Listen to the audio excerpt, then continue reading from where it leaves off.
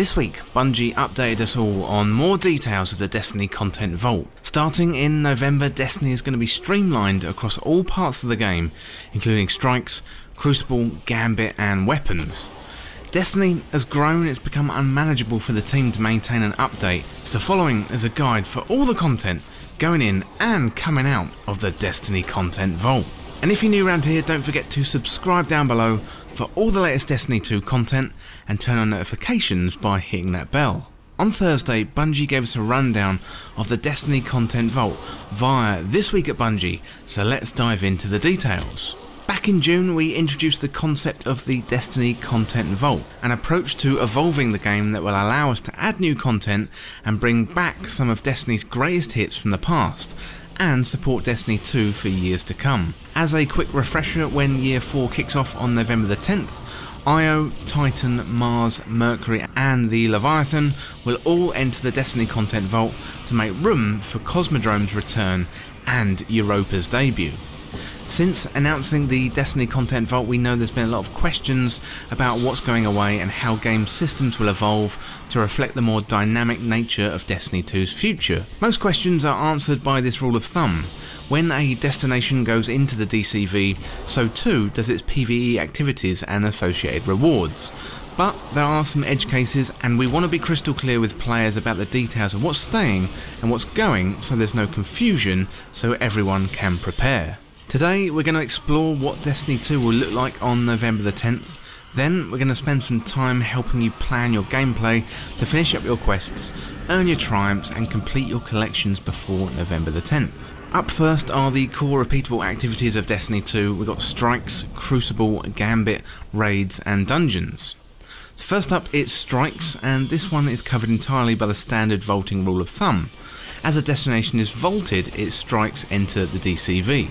So we've got a list of strikes here that are going to be available on November the 10th. So on the EDZ we've still got the Arms Dealer and the Lake of Shadows. Thank God we've still got the Lake of Shadows.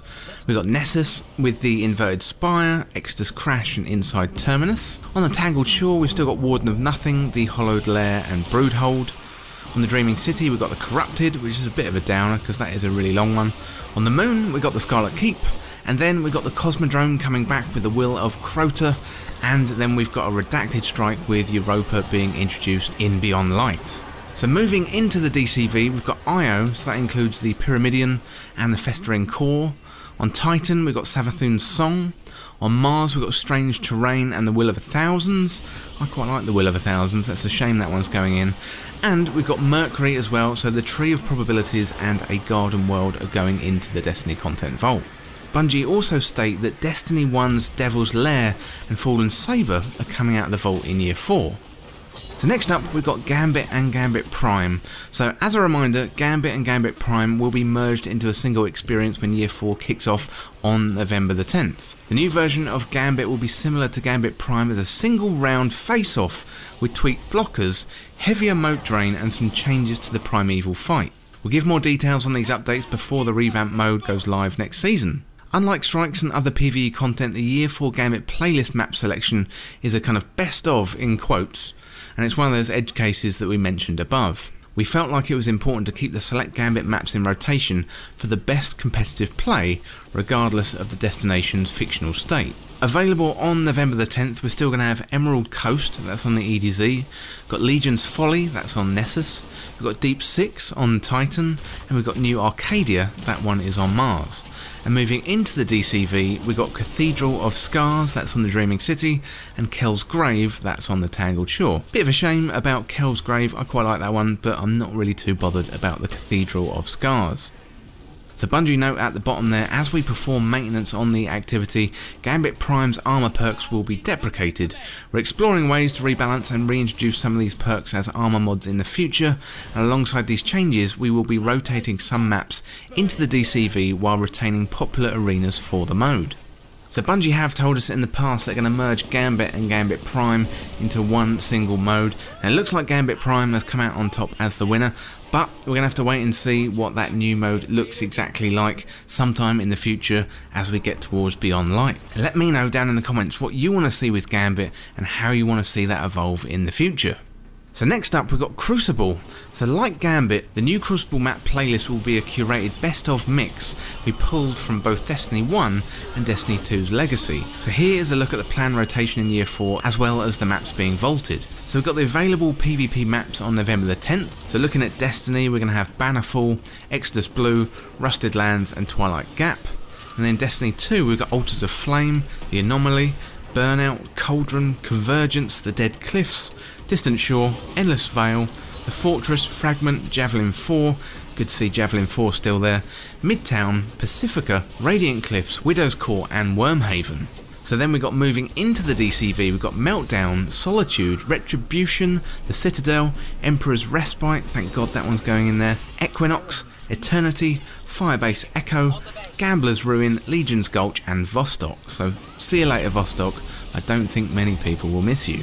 As Year 4 starts, we're also taking the opportunity to focus the Crucible experience by reducing the number of PvP playlists and modes to those that receive the most play. This will increase the matchmaking pools for the remaining playlists and make it easier to find matches with better connections. We're going to have a full preview of Crucible changes later on in the season, but here's a preview of modes that will be active and modes that will be transitioning into the Destiny content vault. So the modes that are going to be available going into Beyond Light, we've got Rumble, Clash, Control, Iron Banner, so that's a variant of Control, got Elimination, and Trials are going to be there as well. We've got Showdown, Survival and Mayhem Clash. So moving into the DCV we've got Supremacy, Countdown, Lockdown, Breakthrough, Doubles, Momentum Control and Scorched. A bit of a shame to see Momentum Control go into the DCV, that one was always useful for getting quests done. So Countdown was an original Destiny 2 PvP mode and it looks like that one is going into the DCV for the foreseeable future. There is a note at the bottom there, it says expect Momentum Control and Scorched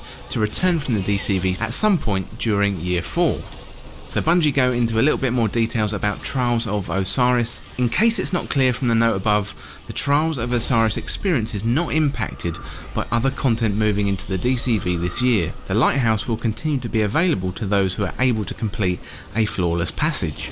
So next up we've got raids and dungeons, so no dungeons are going to be rotating into the DCV this November, as all the dungeon hosting destinations will remain active in the game during Year 4. Note that the Prophecy dungeon will become temporarily unavailable for a brief period to allow our team to make a necessary technical update.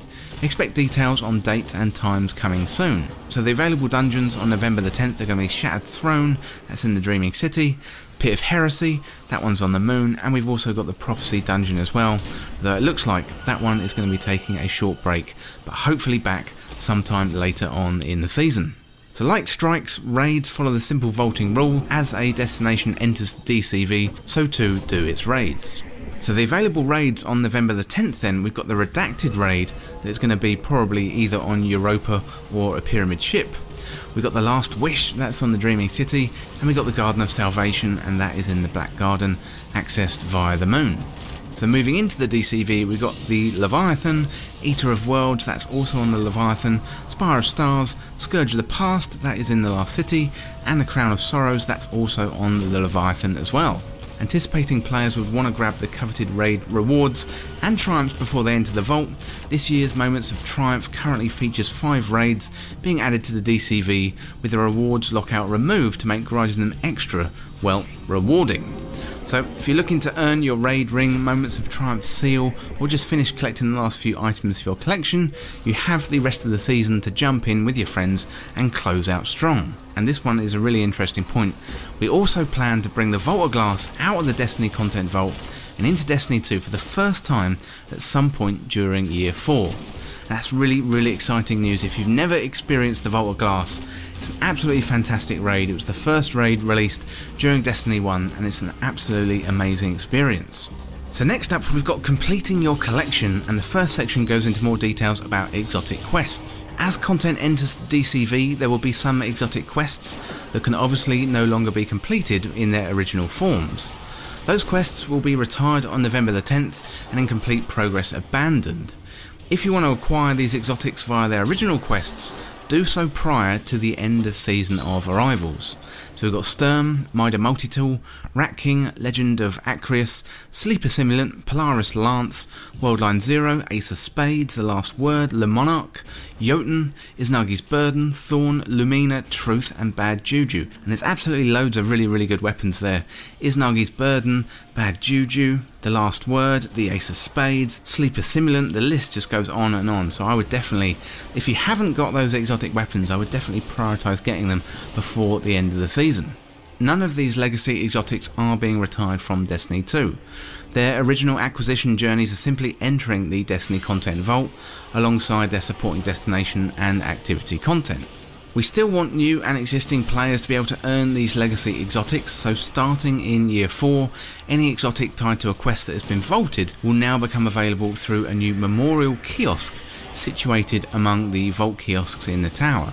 We'll have more information later in the season on how the exotic archive works, and how to earn any exotics that you don't get your hands on before Year 4. You may be asking, hey, what about catalysts previously acquired through the content that's now in the Destiny content vault? Well, here is a list of the catalysts that are going into the DCV and will be unavailable to earn starting in Season 12. There's still going to be loads of catalysts available on November the 10th. We've got Ace of Spades, Black Talon, Borealis, Cerberus 1, Cold Heart, The Colony, Crimson, Darcy, Ariana's Vow, Fighting Lion, The Fourth Horseman, Graviton Lance, Hardlight, Jade Rabbit, Lord of Wolves, Lumina, Merciless, Mida Multitool, Prometheus Lens, The Prospector, Rat King, Wristrunner, Sturm, Sunshot, Suros Regime, Sweet Business, Symmetry, Tommy's Matchbook, Tractor Cannon, Trinity Ghoul, Vigilance Wing, Warcliff Core and Witherhoard. However, this is the list you probably want to pay attention to, so if you haven't got these catalysts yet, these ones are moving into the DCV, so I would recommend going out and getting them now. The Bad Juju, the Huckleberry, Isnagi's Burden, Legend of Acreus, Polaris Lance, Skyburner's Oath, Sleeper Simulant, Telesto, Outbreak Perfected, Whisper of the Worm and Worldline Zero. So if you've got these catalysts already equipped and their objectives complete, you can continue using them at your own leisure. If you've already got the catalyst with an asterisk, make sure you finish completing the necessary objectives to apply it, as the objective will no longer be available at the end of Season of Arrivals. All of these catalysts will come out of the vault and be made available with new objectives if needed in a future season. And finally, we've got some Q&A at the bottom here. So what goes away when a destination is vaulted? So when a destination enters the DCV, its PvE content will no longer be available explicitly, and that includes their unique story missions and cinematics, strikes, raids, dungeons, adventures, secret missions, vendors and associated bounties, destination-specific patrols, collectibles and scannables, destination-specific activities, for example Mercury's Forge and Mars's Escalation Protocol, freely roaming the destinations themselves, like exploring lost sectors. So what will the new Guardians experience be if the Year 1 campaigns are going away? With some of the core Year 1 destinations entering the vault, it's true that the free-for-all players Red War, Curse of Osiris and Warmind campaigns will no longer be playable. We are building a new expanded Guardian origin story on the Cosmodrome that will launch alongside Year 4 and will be available to all Guardians to play. It's designed to introduce you to the world and mechanics of Destiny and prepare you to play the action MMO game we all enjoy. The Forsaken and Shadowkeep story campaigns will still be playable in Year 4 for owners of those expansions. So Bungie here are essentially crafting a new light experience or new player experience. It's going to be really interesting to see, because at the moment the new light experience, if you first jump in, can be really confusing, and with the Cosmodrome coming back, that was the original space back in Destiny 1 that you could explore. So it'd be really interesting to see what Bungie come up with, and I guess we'll see when we get to Beyond Light in November. So what's happening to the Whisper and 0 Hour secret missions and their exotic rewards? So the Whisper is entering the vault alongside Io, and so too is 0 Hour, given the old tower was part of the Red War campaign, which is also entering the vault. Their exotic weapon rewards will not be acquirable until we find a new way to reintroduce them, so if you're keen to get them, make sure you do that now. That's really interesting stuff. We definitely expected the Whisper to go into the DCV because of IO, but the fact that 0 Hour is going into the Destiny content vault, that is a bit of a big blow, and I'm sure a lot of people out there are still to get Outbreak perfected. So if you haven't got that amazing pulse rifle, go out there and get that now. So with the Forsaken campaign, Tangled Shore, Dreaming City sticking around after Beyond Light's launch, does that mean other Year 2 seasonal content will remain playable in Year 4 too? So no, the Year 2 seasonal content including Forges, The Reckoning and Menagerie will be entering the DCV on November the 10th. Be sure to experience that content and mark the final items of your collections and checklist before they're vaulted, and here's a cheat sheet of what to complete. So Ada 1, Black Armory and the Season of the Forge quests, Gambit Prime, Reckoning and Season of the Drifter quests, Benedict 66 and Werner 9944, Menagerie and Season of Opulence quests, Pinnacle and Pursuit weapon quests, and these weapons will receive an alternate acquisition method and more details to come later on in the season. We've got the Black Armory, the Season of the Forge quest, Gambit Prime and the Reckoning all going into the Destiny content vault as well, which is quite a bit of a surprise. So Bungie finish up at the bottom by saying, we have no doubt that you'll have more questions on what's coming and what's going this fall. We're going to be sharing more updates, and the Destiny player support will always have the latest updates available in our help archives. So there's definitely quite a lot of information to take in there, and this is surely the biggest change to hit Destiny 2 since launch. Pretty much 50% of the game is going into the Destiny content vault, although we do have the Cosmodrome coming out of there, we've got the Vault of Glass coming out of there, we've got weapons coming back as well. Also we're going to have Europa introduced as well, and surely that is going to be big. And current theories are that this DLC is going to be somewhere in the middle of a kind of Forsaken sized DLC and a Shadowkeep DLC.